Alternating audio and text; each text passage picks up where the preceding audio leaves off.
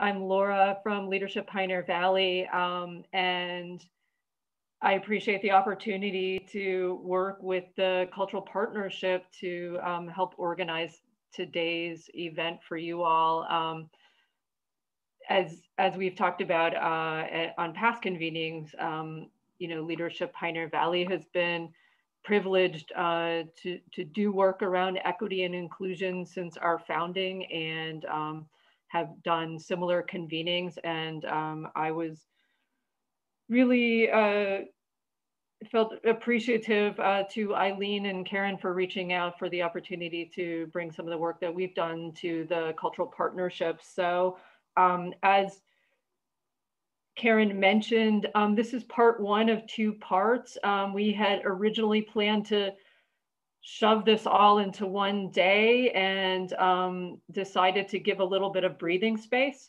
So today we're going to be focusing on a panel discussion and hearing from some amazing speakers about their journeys. And I would say that we've all been sharing humility, and that this is a journey. None of us are at the end point or experts, and are all learning from one another. So I'm really thankful to have these folks here today to share what they've been doing within their organizations. And by no means is it one size fits all. And we recognize within the partnership, you all are in different places in your own journeys, and that this is an opportunity to learn from each other. Our part 2 in May will be some facilitated discussions. So I know a few of my facilitators are here with us today, so they are standing by and ready to get to part 2 when we get there. So I'm going to stop talking, but I, again, am very thankful that each of these panelists has taken their time today between grant applications and other things to share with us. And we're excited to have, because of the world of Zoom, we're able to convene people from all across the Commonwealth today. So Eileen. Thank you, Laura. Thank you, thank you. All right. So we're about to get started. Things, if I could ask you all, dots and one organization, so we'd hope your name, your organization, since we're all here to learn from each other. So if you could do that for us, your name, organization, and your pronoun, that would be wonderful. Great. All right. Well, we are about to get started. So we're going to be together now until 4:45. And as Laura said, the partnership is very proud to have the opportunity to convene these amazing group. And the facilitator extraordinaire that we have is our dear Waleska Lugo-DeJesus, who's probably well known to most of you. She's a bit of a legend here in our community, and actually across the state and probably across the country. But anyway, I'm just so proud to have her involved. Every project from the MLK Day, she always gives those inspirational speeches every MLK Day, and it just brings the house down every time. So I just want to acknowledge, so giving a little bit of background in case you don't know, Waleska is the CEO of Inclusive Strategies. She has been a passionate advocate for anti-racism and educational strategies to create equity. She has over 20 years of experience in both the private and the nonprofit sector in building communities of inclusion. She is also the vice president and commissioner, one of the commissioners of the Springfield Cultural Council, which is another one of those wonderful connections with the community. And she has had many accolades, including in 2019, the statewide Service Hero Award for Inclusive and United Global Communities. She is a community treasure. She is my sister, and I'm so proud that she's kicking off this event. So thank you, Waleska. Thank you so much, Eileen. Welcome to the Springfield Cultural Partnership, Our Equity Impact, how you can lead change in your organization's panel discussion. I'm in great appreciation to Karen, Eileen, and Laura for creating this space to learn, grow, and imagine a renewed cultural community. We have the opportunity today to learn from 4 amazing panelists Nicole, I have to say the last name because we have two Nicoles today, Agois Hurel, Jamilla, Alison Croney Moses, and Nicole Borden. Through their work and lives mission, they've demonstrated opportunities within systems of inequity. And the purpose of today is to moderate a conversation about equity and racial healing in response to social injustice. I've been talking about racial inequities for about 20 years and maybe living it, I'm gonna say the number, almost 45. But this moment is different. We have the attention of a global society, and my hope is that we can create change in this moment by elevating the problem of systemic racism. So moments like today, where we bring this conversation forward, I want to acknowledge and reflect that COVID-19 pandemic hit us with no to little warning in this past year.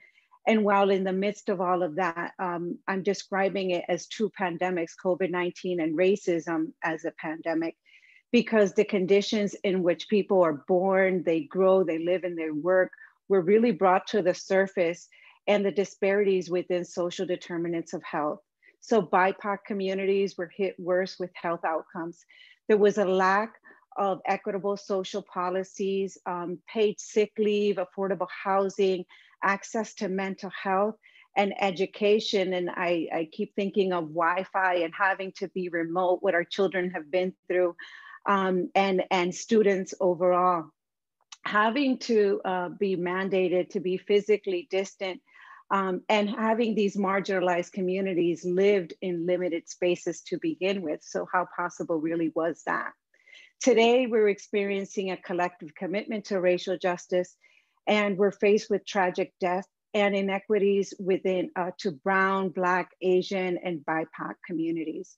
The murder of George Floyd, Ahmaud Arbery, Breonna Taylor, domestic terrorism has fueled the Black Lives Matter movement, which was actually founded in 2013 in response to Trayvon Martin's murder, with a mission to eradicate white supremacy and intervene in violence inflicted on Black lives.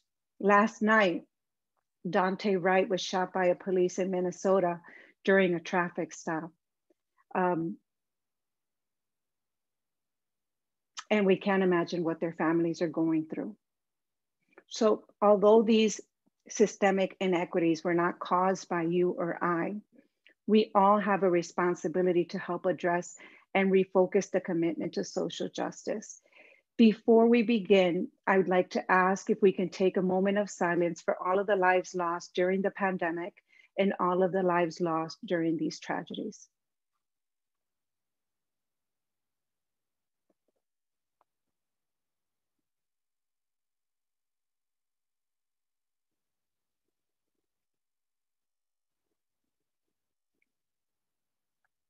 Thank you.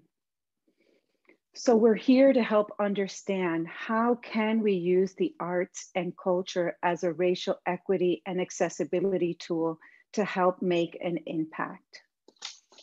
Sasha, if we can bring up the slide, please.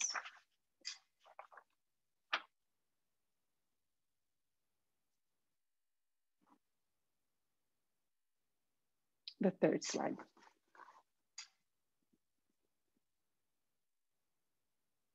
Before we have our presenters, because we're in a learning space, it's important to understand racism. The other slide, Sasha, sorry, the third one.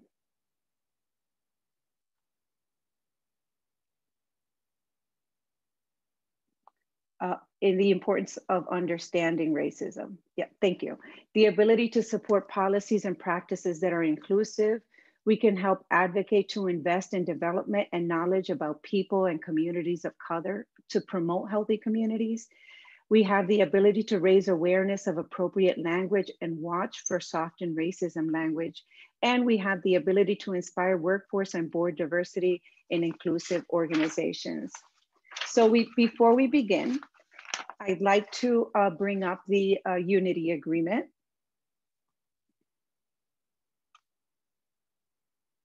And I'd like to ask Sasha if you can just help read through it. Sure. So in our unity agreement, we want to make sure that we create a brave, respectful virtual experience, assume good intentions, speak from the self, so it comes in the form of using I statements, listen to be heard, be honest and authentic. Closed captions and subtitles are displayed. If folks are having issues, you can feel free to drop it in the chat. I'll be moderating that as well. Other avenues of communication, so visual chat with highlights as well. Please identify yourself when speaking. I realize I didn't do that, so I'm Sasha. Avoid distractions and be present to yourself and to each other. Feelings, confusion, guilt, shame, process, all help shift consciousness. Avoid assumptions. Technology, so we've had a couple hiccups, but that's okay. So just bear with us and be patient. And we don't have to agree on everything, as we're all here to learn and grow. Thank you so much, Sasha. You can minimize that. So the desired journey, which is the next slide. We're here today to help increase awareness of your own background for authentic interactions, reveal unconscious bias behaviors, shared understanding of building an inclusive culture, and the opportunity to learn from others and learn about strategic priorities for Springfield Cultural Partnerships through their stories and experiences that we hear from our panelists. Thank you very much. Our first panelist, Laura, I will pass it over to you. Sasha, if you can switch the slide.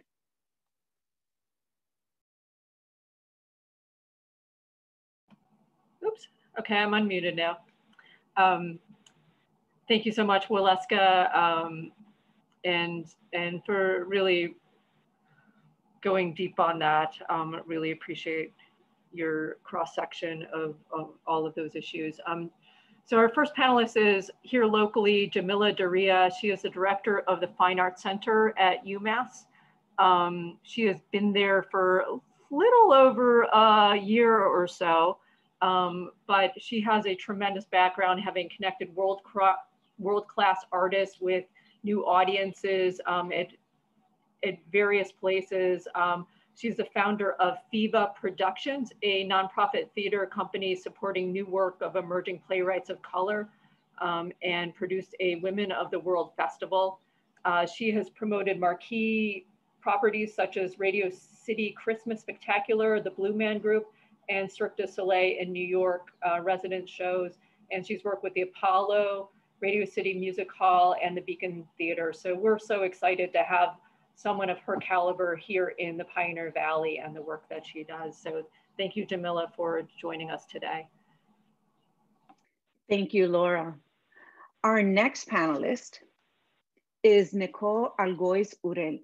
She's the managing director of Open Doors Arts. She's a musician, educator, arts administrator, and accessibility advocate. She served on the Leadership Council for the City of Boston's cultural planning process. She's the board chair for Abilities Dance Boston, on the steering committee of Cultural Access New England, and on the advisory board of the Berkeley Institute for Arts Education and Special Needs. Also part of the Adaptive Music Partnership. She has a degree in arts in education from the Harvard Graduate School of Education and piano performance from the Boston Conservatory. She is born and raised in Lima, Peru. Welcome, and thank you for being with us, Nicole. Thanks, Waleska. Our next panelist is Nicole Borden. She is a program officer at the Community Foundation of Western Massachusetts. Currently, she oversees the Valley Creates Arts and Creativity Program. And previously, she had worked with the Innovation Grant Program. Nicole has worked in the nonprofit and public sectors for nearly 20 years in the fields of public health, food insecurity, and international humanitarian relief. So we're very excited to have Nicole and her hat as a funder in this conversation.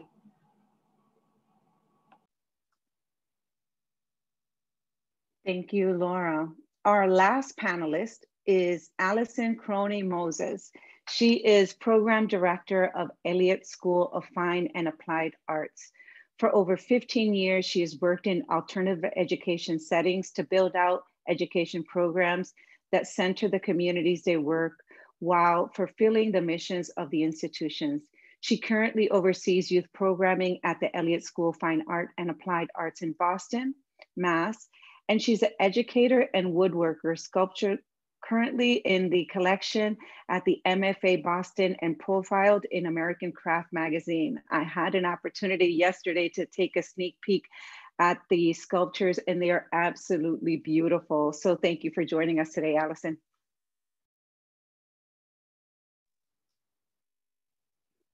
All right, Sasha, we're going to minimize the screens. Thank you. And so now get to enjoy the reflection of our panelists. If we can spotlight Jamilla for our first question.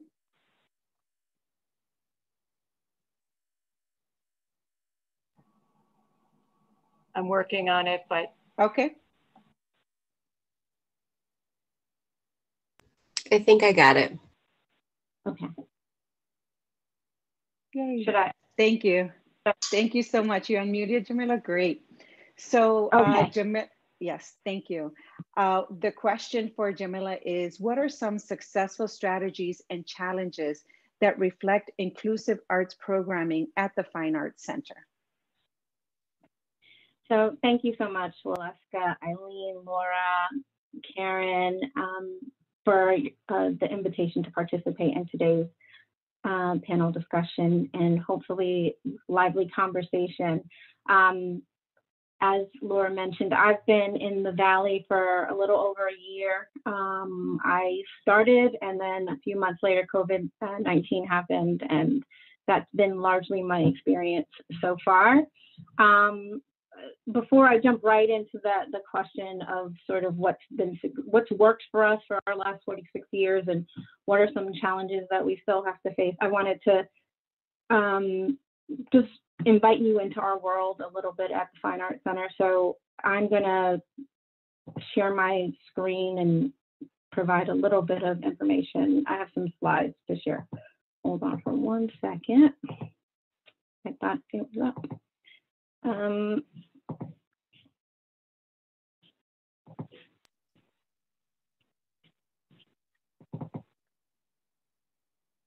Okay. Thank you, Jamilla. Oh. And we'll enjoy the background as you prepare that. Great. Okay, so the Fine Arts Center actually, when we reopen in September, we're actually going to be the Brommery Center for the Arts. So we were renamed during the shutdown after our very first African-American Chancellor, Randolph Brommery. And we're going to take a moment to really celebrate that at the top of our next academic year. Oops. I'm having trouble accessing the advancing button. Hold on. Okay, there we go. So we've been around since 1975. The Fine Arts Center, we were designed to be the gateway between the campus and the community. We presented and continue to present world-class performances, exhibitions, and art education programs. Annually, we put on about 200 events. Either we present them or we host them in our spaces. And those are events that are campus events and or community events. Our two performance spaces are the concert hall, which seats about 2,000 people, and our Bowker Auditorium, which seats about 700. We also have 3 visual art spaces, the University Museum of Contemporary Art, the Augusta Savage Gallery, which is named for the famed Harlem Renaissance sculptor, Augusta Savage. This space has been dedicated to, centering artists of color and specifically women for the last 50 years. And Handon Gallery, which I'll talk about a little bit later, but is really a space where we celebrate and showcase works, not only from local student artists, but also professional artists in the region. Our signature, and these are longtime programs, our signature performing arts programs include the Asian and Asian American Arts and Culture program. It's been going strong for over 30 years. One of the first types of programs like this, certainly in the region and also in the nation, where the work is really centered on Asian and Middle Eastern experiences and perspectives. Our center series, so this is our series where we present, Broadway shows, large dance companies, jazz, chamber music, contemporary music, and theater. That's been going strong for the last 46 years. In that series, we really were a category leader amongst our peer institutions of very early on weighting equally Western and non-Western art forms. Umass Amherst, in fact, was one of the first public universities in the nation to embrace jazz fully into the academy by making it a degree program. We continue that legacy through our jazz programming and jazz education activities, which I'll talk about a little later. There's Guitarra, which is our classical guitar series, and Magic Triangle, which is our intimate jazz series that's, again, been going on since the early 80s. We have signature visual arts programs. So Augusta Savage Gallery, again, is a multicultural, multi-arts facility that really centers people of color in aesthetic. Hamden Gallery, which really is a space where local artists and student artists convene and sort of share practice and share work. And then the University Museum of Contemporary Art, which we call an international sort of laboratory for the exploration and advancement of contemporary art. This work that you're seeing is from Leonardo Drew, the extraordinary Leonardo Drew, who actually opened our 2019-2020 season at the UMCA. These are just some of our community and education programs. The Fine Arts Center is a small grant maker on campus where our goal is to support more creativity and creative production on campus. So we offer these micro grants to students and faculty to help support more outdoor performances and public art events or activities. We have our Global Arts program, which is our school time performance series. So students primarily in Franklin, Hampshire, and Hamden are in the K through 12 population are invited on a very regular basis to come into our space to see a large scale touring production. We have Jazz in July. Again, our commitment to jazz remains strong. Jazz in July, which was started by the great Max Roach, Billy Taylor, and our first director, Dr. Fred Tillis, it's a 2-week summer intensive that invites high school age jazz musicians to be in the company of and in the presence of world-class jazz musicians to really learn technique and performance skills. Valley Jazz Network is our partnership with the local jazz community. So we have jazz performers, jazz educators, and jazz enthusiasts from the entire region who are part of this network.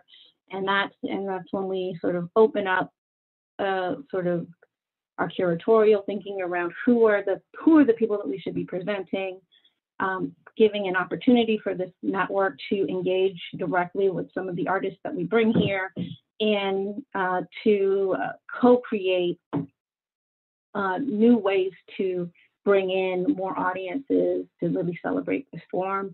Our commitment at the Fine Arts Center, similar to other institutions who sort of celebrate, like really are centered around classical music, our intent is that this uniquely American art form and African American art form will exist into the next century and beyond. And so we dedicate a lot of resources and energy around, keeping the community and the support large for this form.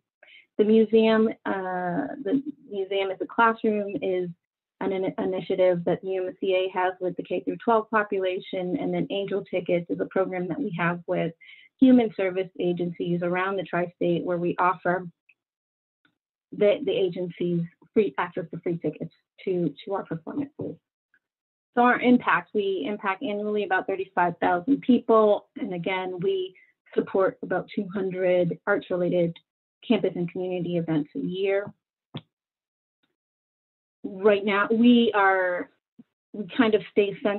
centered around, most of our work is centered around this idea that we champion diversity to fuel creativity. And it's really to fuel creativity and the creative practice of our patrons and of the folks who come in. So it's not just a sort of a passive experience where you come in and you take in work and then you go home, but it's also really kind of lighting the creative spark inside of you, with the intent of not only connecting you with your own sort of creativity, but also so that you can connect horizontally with other either visual arts patrons or audiences at performances. Some successful strategies that have worked for us, I think, a really strong strategy that started in 1975 was that it was the intent to continue to weight Western and non-Western art forms on the same playing field. So not putting, 75% of our budget towards the sort of Western art forms like classical music and ballet, and then reserving only like 25% for art forms from other communities. It was saying, no, let's evenly share space here and give voice and to our full community. And I think that's really set us apart.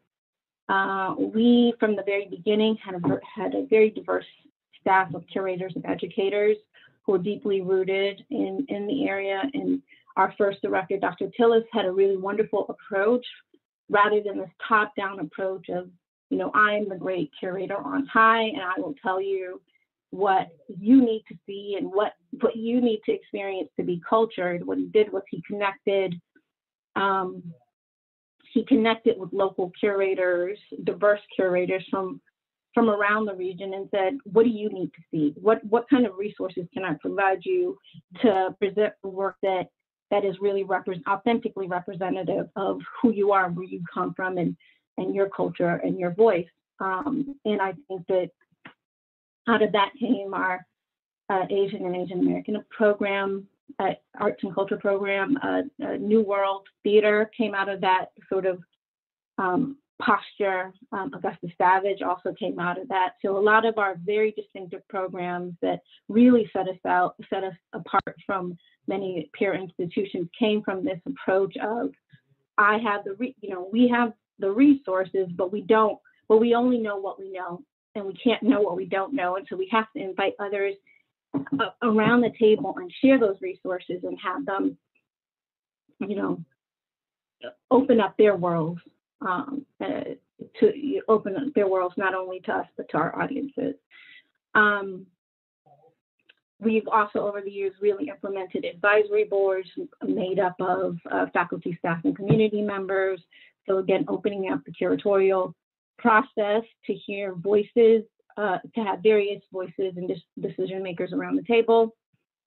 And, I said, but our programs are, 30 to 50 years old. So we've had an ongoing and consistent presence. So we've consistently provided resources for these programs so that they can continue to be sort of resources for this community. Challenges. So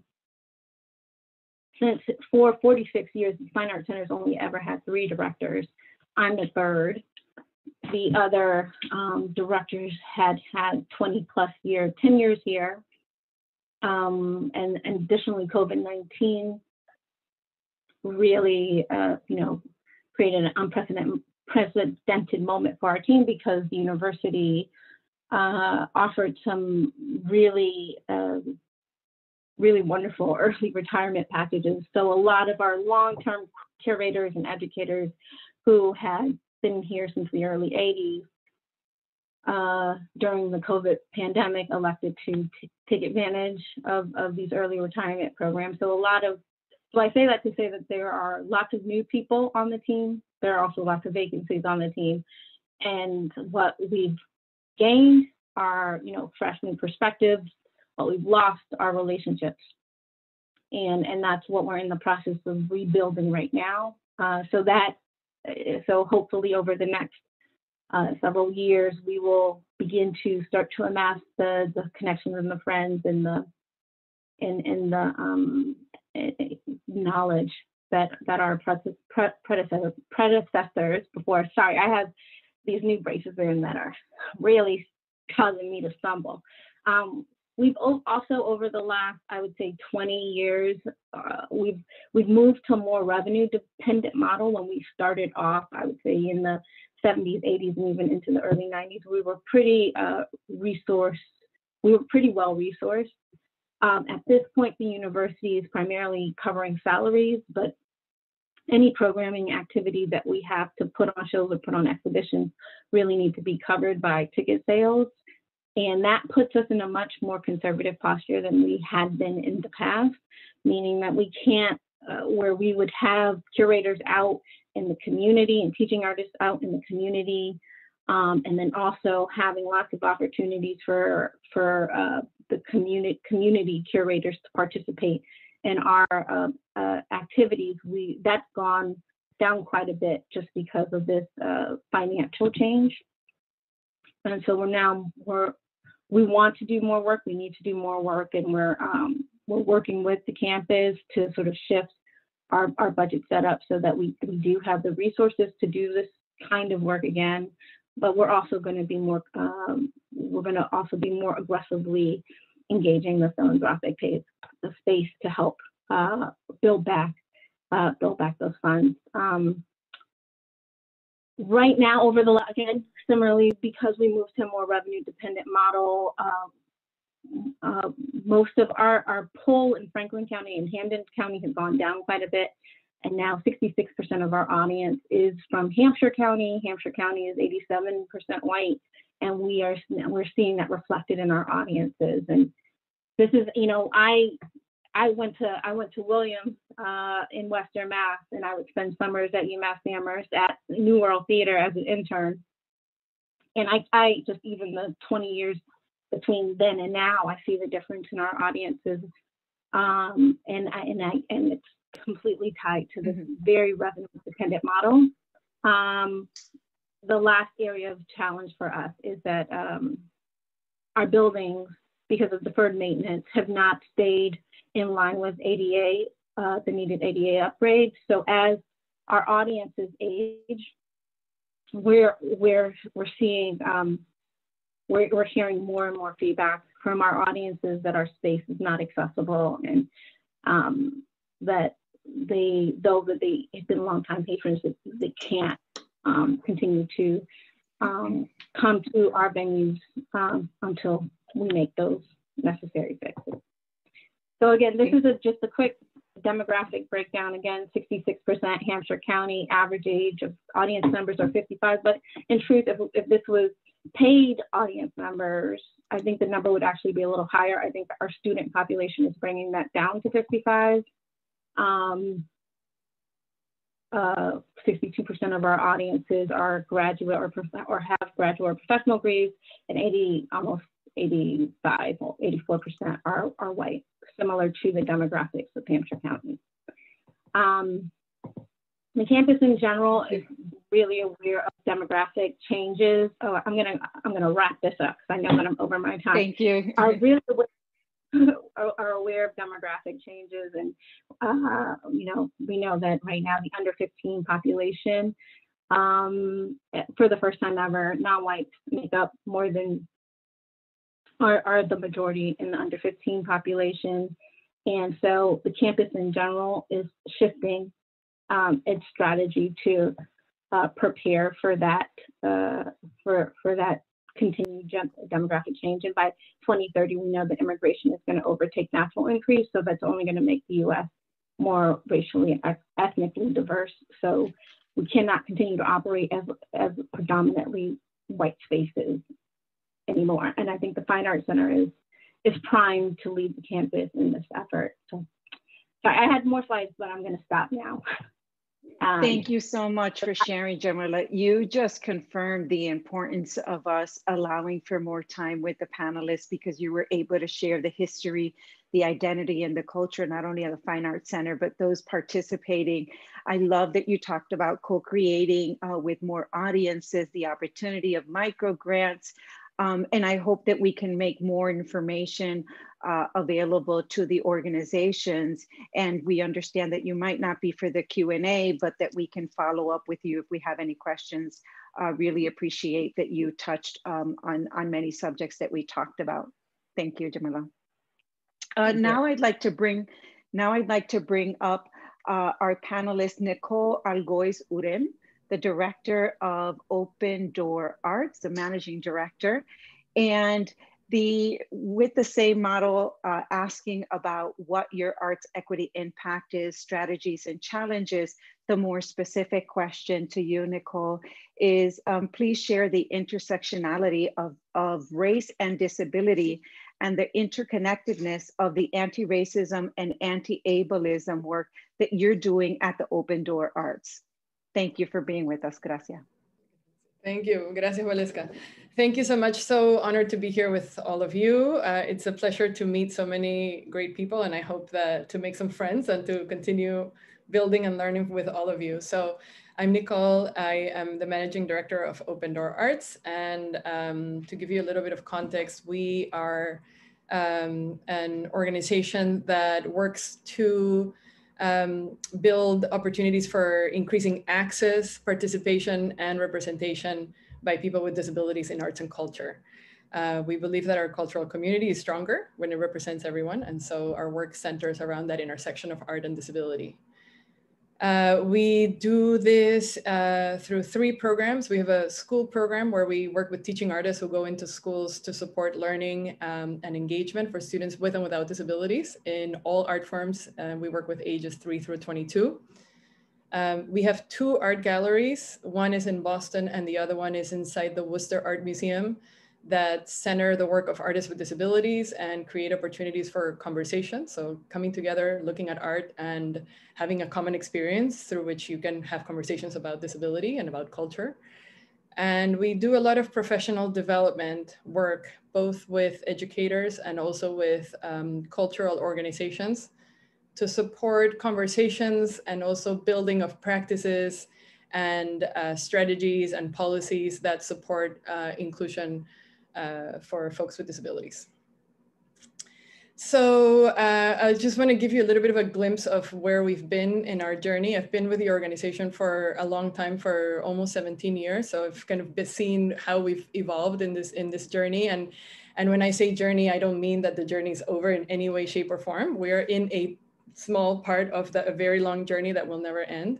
And a journey that very much started focus on disability, because that was kind of how we were organized as an organization, was to focus on disability justice and how this plays out in arts and culture.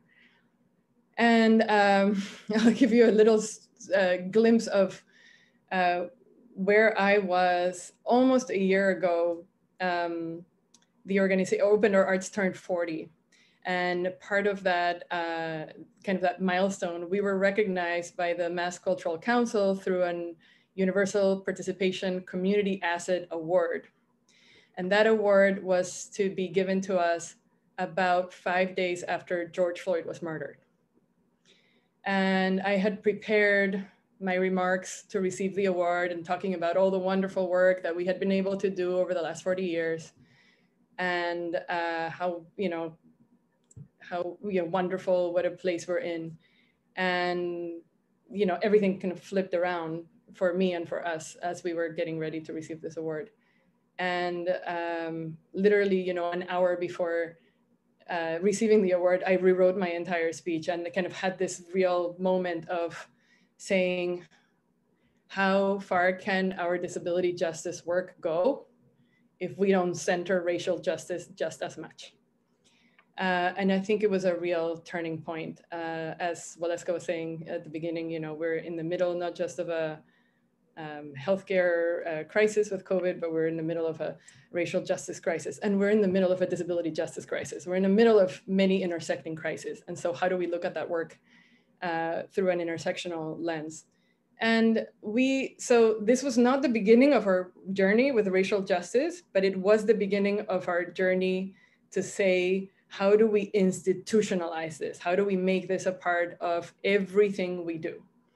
And how do we really understand where racism and ableism intersect, how they feed off of one another, and at the same time, how is liberation also feeding off, how are those systems feeding off of one another?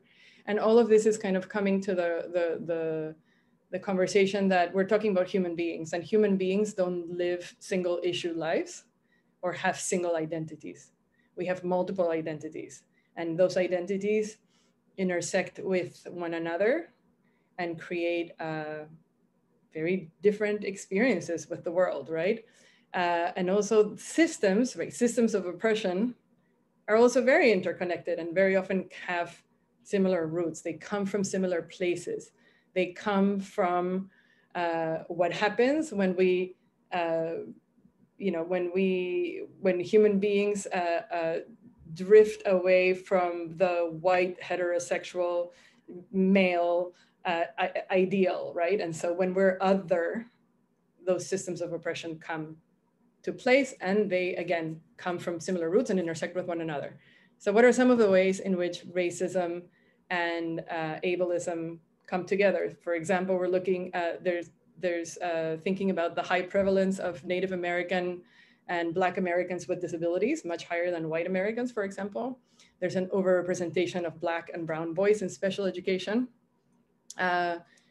Half or more of Black people who have been murdered by the police are people with disabilities, and so on and so forth, right? Overrepresentation of folks with disabilities in jail. That has to do with substance abuse, that has to do with mental health, right? And all of those systems. And then even thinking about how systems like, for example, when we think about slavery as a legal system ending, but not really ending because of Jim Crow laws. The same thing happens with disabilities, where when people started to be deinstitutionalized in the 70s, because the systems weren't in place for folks to really come into society and be welcomed into society, we have all sorts of other systems that keep people with disabilities essentially institutionalized, but outside of institutions.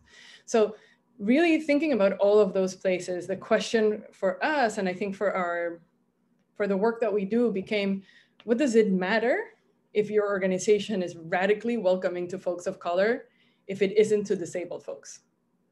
Or what does it matter if your organization is radically welcome to people with disabilities if it isn't to people of color? And insert, right? Think about gender identity, think about, you name it, right? Like how about those intersections? How do we look really intentionally at those intersections?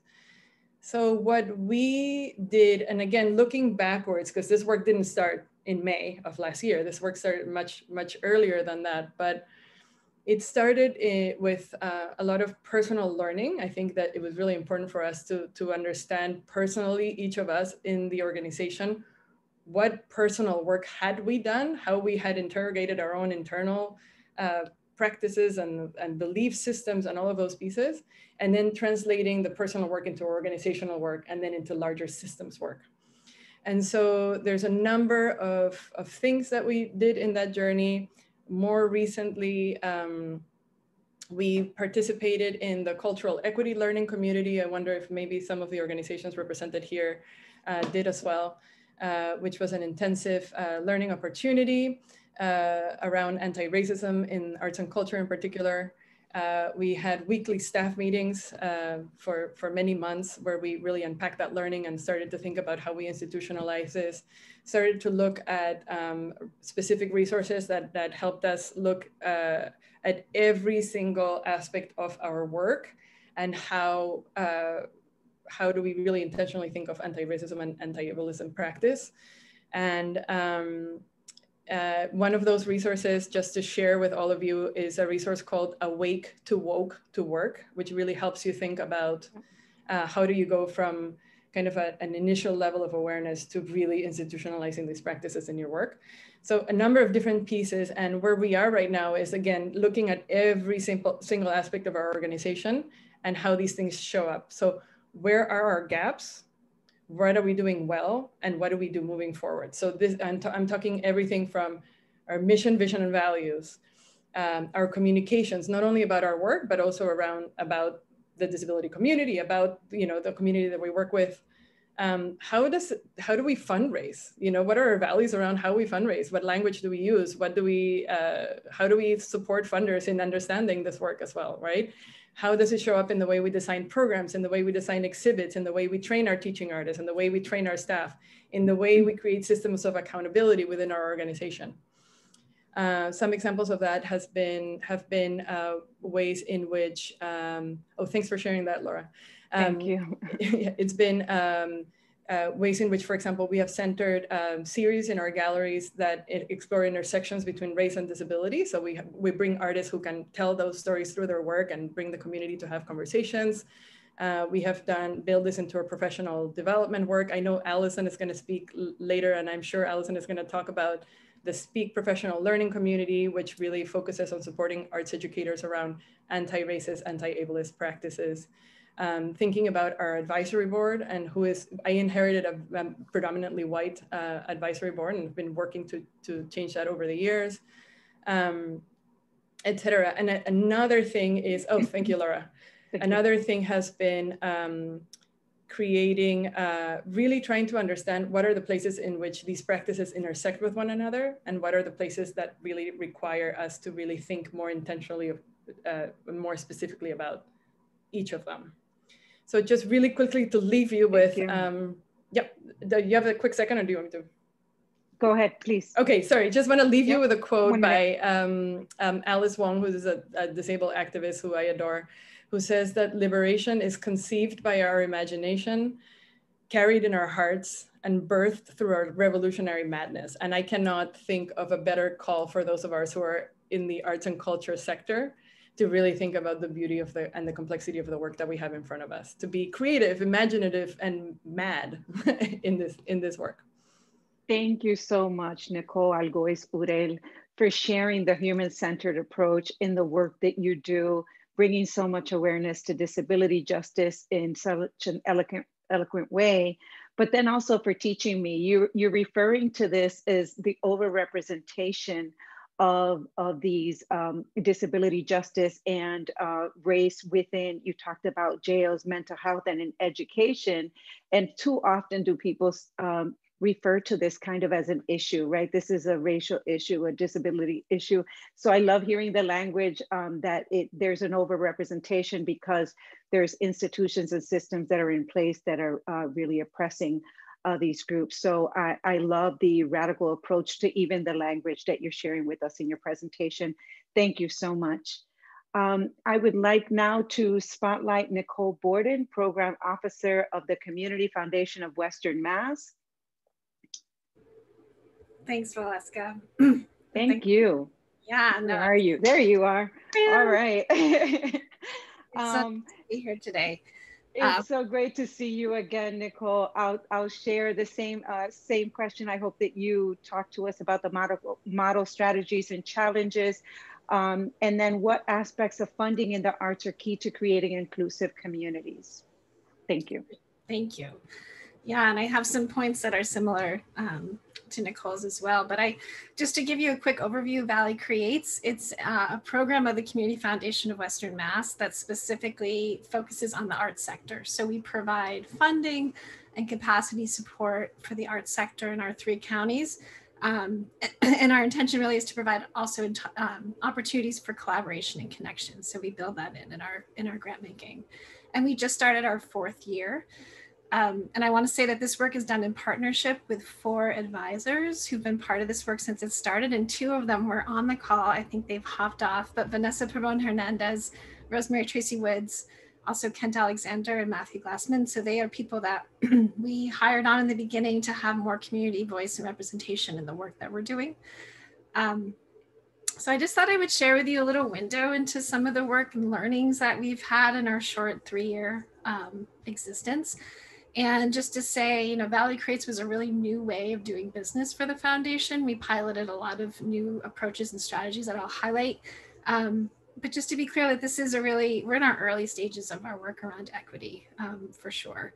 And I want to preface also that the Community Foundation has been in existence for 30 years and primarily been run by a white staff and white board for the majority of its existence.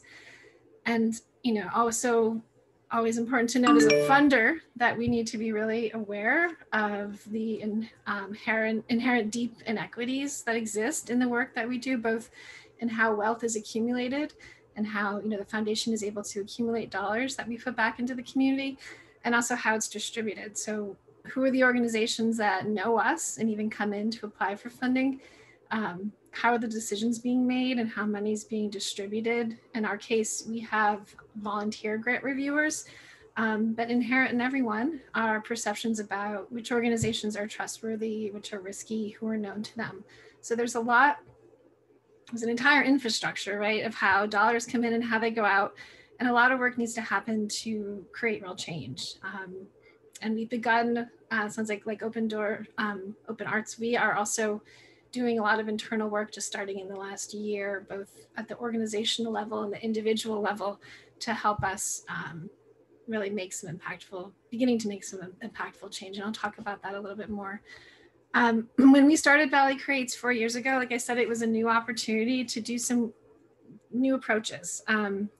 First thing we did is we hired these 4 advisors to help us think about the application process, the language that we use in our applications, to help us build bridges into BIPOC-led and serving organizations that we had not had inroads into, to help us make grant decisions, shifting some of the power out of sort of the ways that we had structured our decision-making, bring new voices into that, hold us to account, help us reflect on the learning. So I always want to give a shout out to the 4 advisors. When we started doing this work, we weren't centering race yet. We were talking a lot about accessibility. So how could we increase access, reach new organizations? We started talking about diversity, equity, and inclusion. It was certainly language that we were putting out, but we hadn't clearly defined it either internally or externally. So we did a lot of changes. Our processes for Valley Creates was really different. We allowed for video applications, thinking, oh, maybe if people didn't have to do any writing, it might open some doors. We did outreach up and down the Valley in community centers and organizations that we hadn't been into before. We took a lot of what people saw as roadblocks out of the applications, so they were easier to apply for. We changed the tone and the language. And a real learning from all this process, which felt like a really big shift for us, was that in the end, looking back, we were still talking to the white-led organizations. We were talking about partnering and sharing the wealth. We were talking about really encouraging organizations to partner with new organizations, but we weren't, we hadn't gotten applications from any new BIPOC letters or BIPOC serving communities, organizations. We weren't shifting the paradigm. We were still funding mostly the same organizations that we had been funding all along. Another really important learning was that we heard loud and clear that the structure in place that we are set up, our community foundation is set up as a trust, and we can only fund 501c3 organizations and those that are fiscally sponsored, and that's in order to be charitable. But when we do that, we're reinforcing systemic inequities. There are many organizations that do not choose to become incorporated and never plan to be. And we know that at least 80% of nonprofits are led or white-led. So many people are being left out of this structure. So we have a lot of work to do. We've started, we've really took all that into consideration and have started to think about ways that we can change. One of those ways that we have changed that has felt big for us is when the pandemic hit, we really understood that gig economy workers and artists were being hit really hard, especially BIPOC artists, and we wanted to do something about that. So we partnered with a third-party organization that we could grant to, who could grant to individuals. And so we started an artist grant program that specifically prioritized artists of color. And we funded a first round of 20 artists. And then for our second round, had those 20 artists nominate the next round. So that was a way of sort of shifting the power out of our hands, recognizing that, you know, we just put an application out into the world. It doesn't mean everybody's going to apply. We know that, but how can we get more people into this sort of a pool of funding and capacity support opportunities? So it really helps to cast a wider net. So we know we have, again, a lot more work to do into looking like how can we fund other structured organizations, and so that's something we're thinking about currently. And in the past, oh, am I running out of time? No, I'm sorry. I'll let you finish your thought. I'm sorry, Nicole. Do I have like 1 more minute? 1 more minute.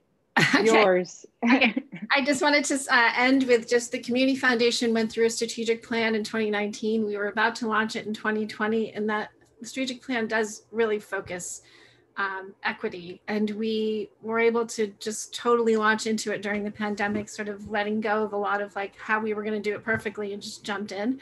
And we were really committed to trust-based philanthropy approach, which is really looking at inherent power imbalances between funders, nonprofits, and the communities they serve. And so what does that mean for us? We're doing a ton of listening and learning right now about what the needs are in the community. And we know the onus is on us to build those relationships. We're respecting people's time and compensating them, being more transparent, less transactional, more relational. We're soliciting feedback from people asking, are we getting it right? What else can we do? How can we do better? We're streamlining everything that we can in order to make things more accessible. And just looking at the way that we do granting. So providing more unrestricted grants, recognizing that people know how best to achieve their mission. And really looking at like, what does impact mean to us, and redefining impact and having it be sort of our job to understand that, as opposed to the grantee's job of, you know, making that as clear as historically they've had to do.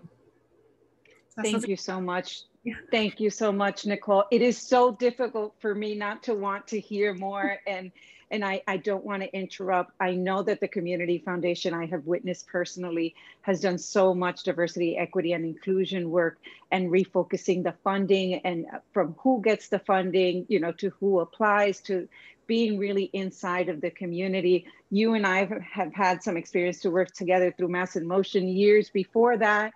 So really proud to be with you today and to hear of the successes and also the access that you're providing for the community. Thank you so much, Nicole.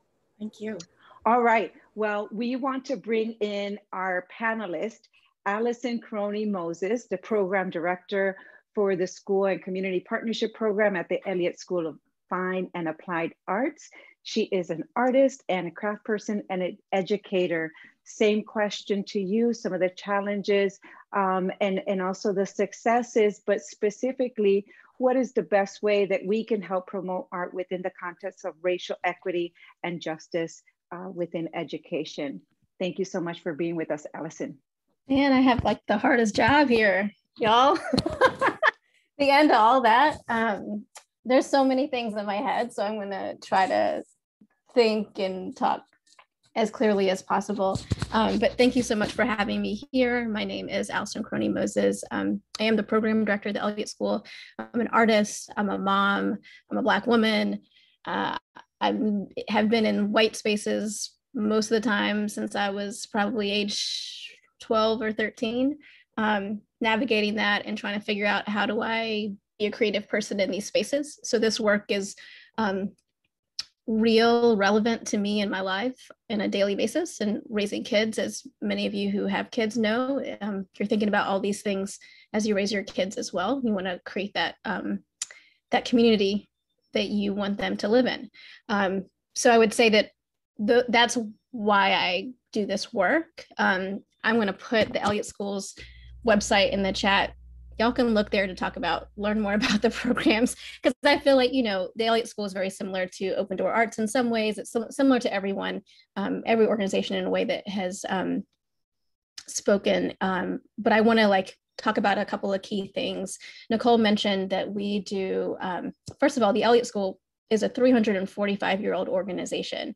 We have a really complicated history. So I just want to say that up front, where our land is ours but was it? Has it always been? No, I don't think so. We are, as an organization, trying to think through and carefully, thoughtfully engage with Indigenous communities to think through what is our past and what is a way forward that feels appropriate and thoughtful and caring, and how do we, as Jamilla said, co-create our future together. So that's something that's been on our minds, but I do think it's important in this context to just say that out loud. Right. But then to speak to the present day, not 344 years ago, 45 years ago, but to think to the present day, as Nicole mentioned, we do professional development work that we've really been doing for a number of years. Probably about, I would say 13 years ago, we started 13 or 14 years ago, we started our partnership work in Boston Public Schools, where we send visual and woodworking, visual arts and woodworking teachers into Boston Public Schools, focusing on communities that don't have access to art or have very limited access to art.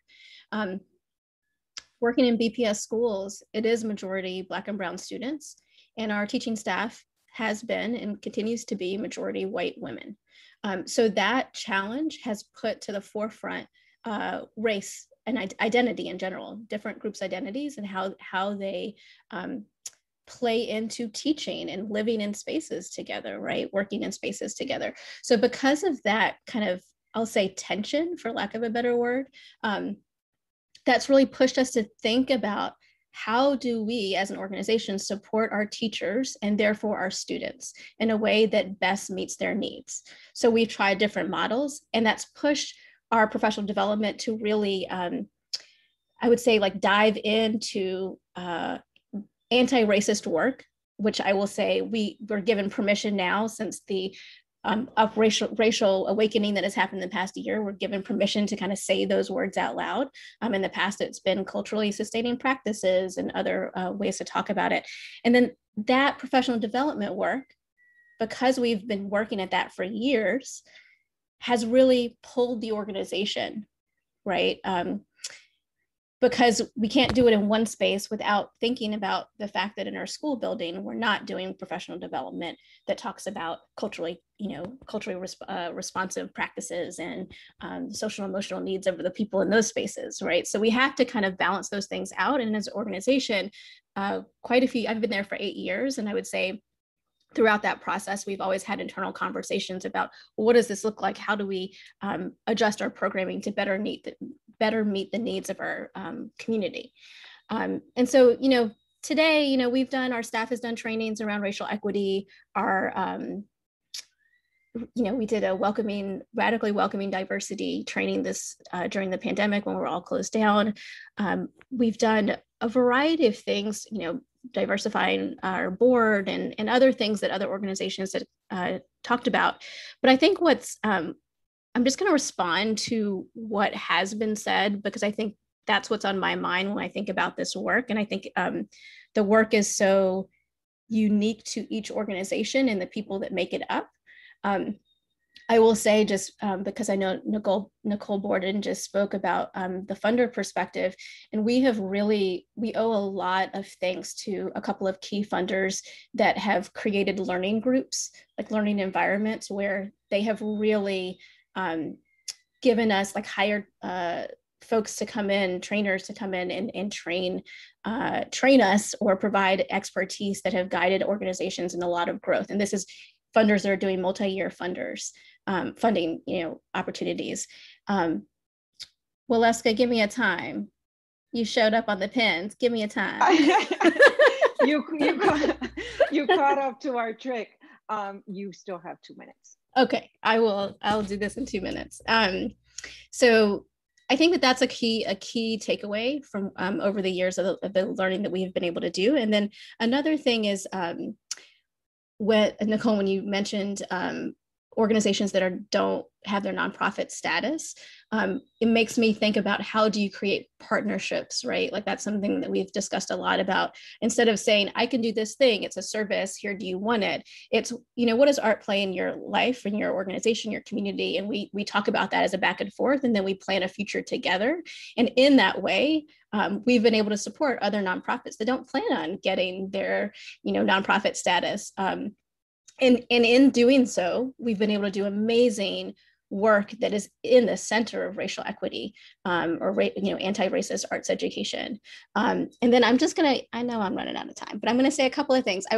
Found it so interesting, Nicole from Open Door Arts, when you said the overrepresentation of identities. I'm always talking about the underrepresentation of identities in certain spaces. So in a wood shop, the underrepresentation of, Black women in spaces, in woodshop spaces, but they're overrepresented in other spaces. And I just love that, maybe not love it, but that's an interesting kind of flip of, if we're focusing on making sure folks are represented in certain spaces, then hopefully it will impact and make them less represented in other spaces. I will also say that idea, and we talk a lot about this, Nicole, in our professional development, where we're thinking about anti-Blackness and anti-ableism. And if we're focusing on those two, the intersection of those two, then it will uplift all identities, right? Like if we focus on that, it will uplift. And so how do you create in organizations a space where folks can be vulnerable?